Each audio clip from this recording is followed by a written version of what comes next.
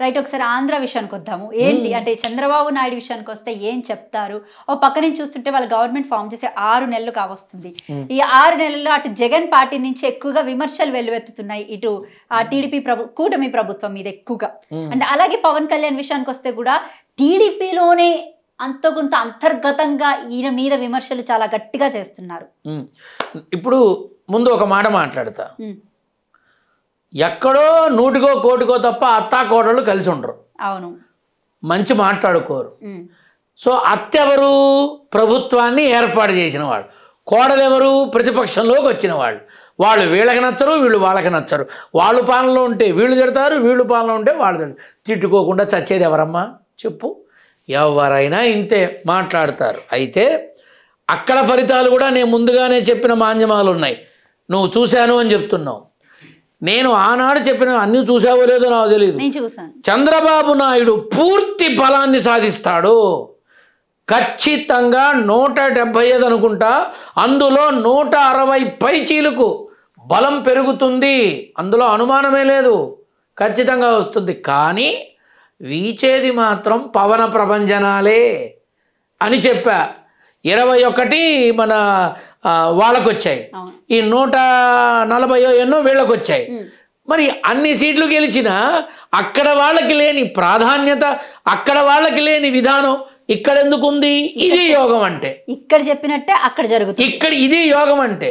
చాలా మంది అంటారు, అమ్మో పవన్ కళ్యాణ్ గారికి బీజేపీ సపోర్ట్ ఉంది, నరేంద్ర మోడీ సపోర్ట్ ఉంది, డైరెక్ట్గా ఫోన్ చేసేసి మాట్లాడేసేంత ఇది ఉంది కాబట్టి ఆయనకు ఆ ప్రాధాన్యత. యోగం ఉండడం వల్ల ఉంటుంది. ఏదైనా యోగం ఉండటం వల్ల ఉంటుంది. ఇప్పుడు సనాతన ధర్మం అనే పదం ఎన్నాళ్ళకి బయటకు వచ్చింది? ఎన్నాళ్ళకి మాట్లాడారు? మరి ఇప్పుడు దాన్ని పాటిస్తున్నారా? పోనీ క్వశ్చన్ మార్క్.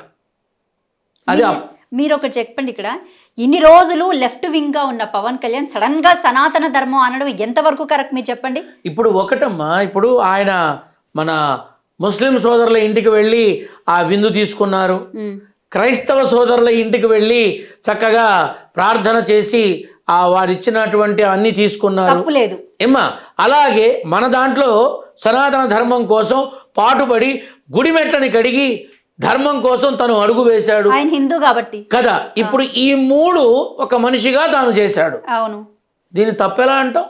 నేనేమంటున్నా, ఇన్ని రోజులు సనాతన ధర్మాన్ని ఆయనలోనే పెట్టుకొని ఉన్నటువంటి వ్యక్తి, అంటే మొన్నటిదాకా పార్టీ స్థాపించిన దగ్గర నుంచి ఇప్పుడు ఎన్నికల్లో గెలిచేంత వరకు లెఫ్ట్ వింగ్ గా బయటికి చూపించుకున్నటువంటి వ్యక్తి సడన్ గా ఇప్పుడు సనాతన ధర్మం పేరు ఎత్తుకొని ప్రజల్లోకి రావడం ఎంతవరకు కరెక్ట్ అని అడిగాను. తను ప్రజల్లోకి రావటం అనేది మొదలుపెట్టిన తర్వాత ప్రజా సమస్యలపై పోరాడాడు. అవును, ఇది వాస్తవం.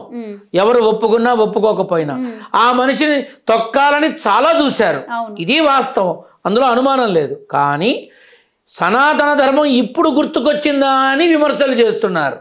ఏమ్మా, ఇప్పుడు ఈ సనాతన ధర్మం గురించి మాట్లాడేటటువంటి విధానంలో ఎవరైతే ఉన్నారో వీళ్ళు వాళ్ళని అవలోకనం చేసుకోవాలి. ఇప్పుడు మనం మాట్లాడడం కరెక్టా కాదా అని. ఇప్పుడు ఈ ప్రభుత్వం ఏమన్నా శాశ్వతమా? చెప్పలేము. తర్వాత ఇంకో ప్రభుత్వం మారుతుందేమో చెప్పలేము. ఇప్పుడు ఈ ప్రభుత్వం వచ్చి 6 నెలలు, మరి చేయడానికి కావలసినటువంటి నిధులు ఎక్కడున్నాయి? ఎక్కడా లేవు. మరి ఇప్పుడు ఏం చేస్తారు? ఆ ఎక్సర్సైజ్లోనే తలమునకలై ఉన్నారు. ఇప్పుడు సొంత పార్టీలోనే సొంత మనుషులే మరి కళ్యాణ్ బాబుకి విపరీతమైన వ్యతిరేక ధోరణి. కళ్యాణ్ బాబు అంటే ఏమిటో అనుకుంటున్నాం?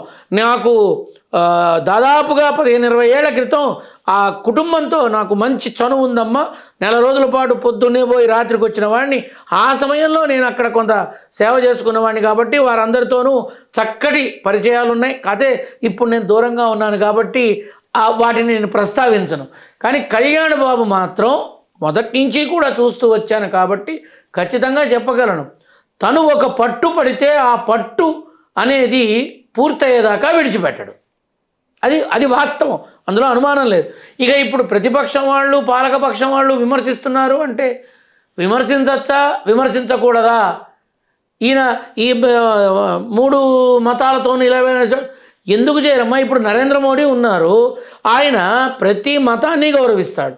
చంద్రబాబు నాయుడు ప్రతి మతాన్ని గౌరవిస్తారు. గౌరవించాలి, తప్పదు. అయినా నా పొంద ఇవన్నీ మనం పెట్టుకున్నవే కదమ్మా. ఈ కులమత వర్గ వైషమ్యాలన్నీ మనం పెట్టుకు తెచ్చినవేగా. ఇప్పుడు ఒకప్పుడు బ్రాహ్మడు అంటే ఓ మహా గొప్పగా ఉండేది. అసలు బ్రాహ్మడు పూజించే ఏ దేవుడమ్మా బ్రాహ్మడు?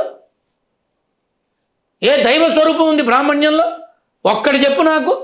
కానీ పూజించేది మాత్రం బ్రాహ్మడే, అర్చన చేసేది బ్రాహ్మడే. ఎవరమ్మా? ఏ భగవత్ స్వరూపం ఉందమ్మా? అరే నిత్యం నాన్న నాన్న అని పిలుచుకునే నారసింహుడు బ్రాహ్మడా? కాదు కదా. కాబట్టి ఇవి మనం తెలుసుకోవాల్సిన అవసరం చాలా ఉంది. నేను అందరికీ మీ ద్వారా చెప్పేది ఒకటే, ఏ కులం వాడైనా ఏ మతం వాడైనా పైనుంచి కిందకి ఎక్కడ కోసినా నెత్తురు ఎర్రగానే ఉంటుంది. ముస్లిం అని ఆకుపచ్చగా ఉందా, క్రిస్టియన్ అని తెల్లగా ఉందా, హైందవం కుంకుమ పెట్టుకుంటామని ఎర్రగా ఉందా, ఎక్కడ కోసినా ఒకేలా ఉంటుంది. కాబట్టి మనం ఆలోచించాల్సింది ఒకరి మాటల్ని బట్టి కాదు, మన విజ్ఞతని బట్టి మనం ముందుకెళ్ళాలి.